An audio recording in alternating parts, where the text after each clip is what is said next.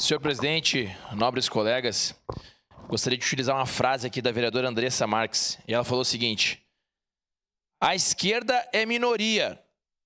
Eu acho que não, eu acho que é maioria. O seu presidente foi eleito, Luiz Inácio Lula da Silva, é a maioria da população, então é a maioria.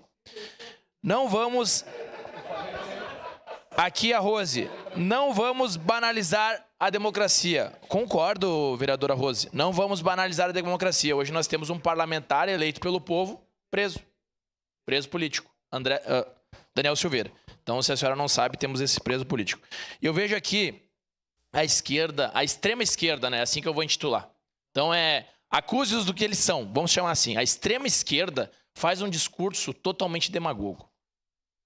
E eu gostaria de saber se a extrema esquerda é favorável ao aumento de penas para bandidos. Ou é só os bandidos que eles não apoiam? Gostaria de saber disso. Porque no Congresso Nacional, senhoras e senhores, a extrema esquerda votou contra o aumento de pena para bandido. Votou contra o aumento de pena para bandido. Então, ora ela apoia bandido, ora ela não apoia bandido. Eu não entendi. E eu vejo aqui minha colega falar em coerência. Coerência, eu vou ter que explicar o significado. Eu acredito que todos aqui saibam. Todos têm maior de 18 anos, sabem o que é coerência. Então a gente tem que fazer o quê? A gente tem que fazer aquilo que a gente prega. Ou a gente fala uma coisa e faz outra. Porque é isso que eu vejo a esquerda fazendo.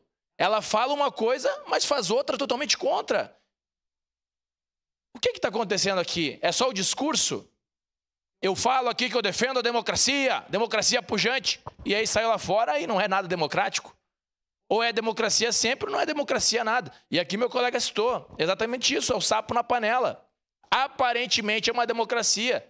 Aparentemente estamos num Estado democrático de direito.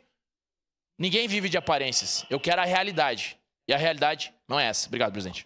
Obrigado, para declarar o voto. Vereadora Monteles. Para declarar voto, o vereador Libardi.